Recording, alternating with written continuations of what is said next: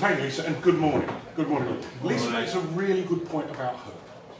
If we take global context here today, we're seeing the biggest leadership vacuum I think we've ever experienced since the last war. We talk about elitism, we talk about the disconnected. These are all issues of leadership. This is what leaders fix. It's not that people are disconnected, it's that there's no leadership. There's no leader giving them something to believe in and something to belong to. And if I look at Theresa May, I look at Donald Trump, I look at Angela Merkel, I ask myself the question, do our nations need a chief people officer? Who's looking after people? Who's got the people agenda nationally? Answer, no one. Let's take it to corporations.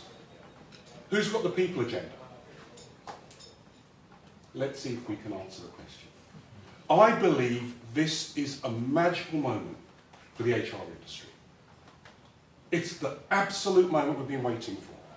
Where the need is so high, there is not an argument in it. The challenge we have is that HR has been subjugated to a support function. The leaders' voices are not heard. They're supporting the existing strategy, not the standalone agenda of our people. What is the major malaise we've got at the moment? It's what we call FUD. Fear, uncertainty, and doubt. No one's voting for anything, they're voting against stuff. And there was a time when the organisation could choose the talent. I put it to you today, increasingly, the talent is choosing the organisation. We're struggling with this locally, globally. Dynamic engagement or splendid isolation. Three drivers of huge change. Population exposure we've never seen before. Global power structure all over the place, but the biggest driver is disruptive innovation. We need a new form of HR practice, a new way of looking at things. The fear, uncertainty, doubt that is being sold everywhere. We'll see it in Dutch elections shortly. We're seeing it manifest itself in France, and Germany's just round the corner. Brexit was a non-vote. Trump was a non-vote. These weren't elections won, these were elections lost. Lack of leadership. Three men working on a building site in the burning sun. It's the toughest job we've ever seen. They're breaking rocks, they're dripping in sweat. The journalist comes up to the first one and says, why do you do this job? Having worked for 3 years, I took the first job I could get. Goes to the second, why do you do this job? I have a wife and 3 kids to feed, I took the first job I could get. Goes to the third one, why do you do this job? He pauses, wipes the sweat off his brow and smiles proudly and says, I'm helping to build a cathedral. I'm helping to build a cathedral. This is vision. No matter how monotonous the job, no matter how repetitive, if we have something to believe in, something to belong to, morale stays at the right level. There is no vision for UK. There is no vision for America. Make America Great Again is not a vision. It's not something to believe in. It doesn't provide us with hope. Leaving Europe didn't provide us with hope. The lack of leadership have left it to FUD. So let's come down to where I think the solution may lie. Quite simply, the most positive philosophy for the HR industry that's ever seen. Let's turn the world on its head and let's kick off this strengths-based revolution. We've been talking about strengths for the last 15 years. We started off with Marcus Buckingham, then to Tom Rath. Gallup have been talking about it, but with dense data. And I would say amateur psychometrics. This is very simple. Let's just totally understand that everyone in this room was born with a standout inherent strength. Not something they're good at, something they're great at. Not something you've learned, but something you are.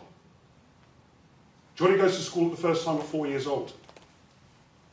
Excited parents come out for the parent-teachers evening. First parent-teachers evening. Teachers say, Johnny's not so good at spelling, we're going to give him 4 extra spelling classes.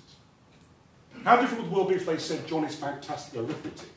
We're going to give him 4 extra arithmetic classes. When we sit down for our performance appraisal, and if it's anything like the 18 or so I've had in my career, René, here's the 2 or 3 things you're really good at. Can we just park those? Now, can we really focus on the 124 things you're not so good at? And you know what, at the end of this session, I've so enjoyed talking to you about the things you're so needy at. Let's prepare this performance improvement plan, this personal development plan that you're going to focus on for the next 12 months, and park your strengths, just focus on the things you're absolutely rubbish at. Fantastic, why didn't I think of that? Why don't I come into work every day and focus on the things I'm absolutely rubbish at? That'll make me a great person. 10 years at Marks and Spencer's, 9 different roles, 10 appraisals, 3 strengths, always the same. And in the 80s, they were weaknesses. In the 90s, there were areas for improvement. In the noughties, there were areas for development. Today, there are limitations. And our organisations are absolutely obsessed on our limitations. FUD. How about if we just changed the whole world and we focused on people's strengths?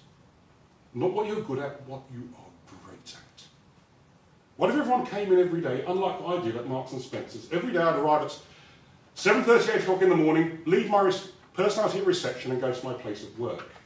I worked really hard, and at 6:30 on my way home, I'd pick up my personality and go home. They didn't want my personality. They wanted me to paint by numbers, follow the processes. We had a formula's worked for 100 years, it's never going to fail. Please, no creativity, no innovation, no leadership. Just follow the rules. Which all 297,000 of us did until it went wrong. There was no innovation, there was no creativity, there was no leadership. There were industrial strength processes that showed us how to keep the business moving in the wrong direction. Where was the voice of the Chief People Officer? If you're not so good at anything, openly and honestly empower your team to pick up the things you're not so good at.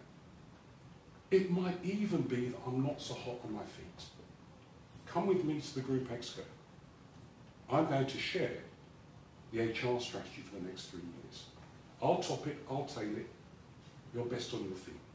Go for it. That's not a sign of weakness, that's a sign of strength. Great players don't win trophies, great teams win trophies. As we saw with Leicester last night. And just ask that one. And I suppose the closing thought is, for us in the HR industry, I start off by challenging you. UK PLC, UK disconnected rural areas, UK disenfranchised coastal towns. Where's the Chief People Officer looking out for them? It's not about policy. It's not about Brexit. It's about leadership. Thank you very much for listening to me. I'll take any questions.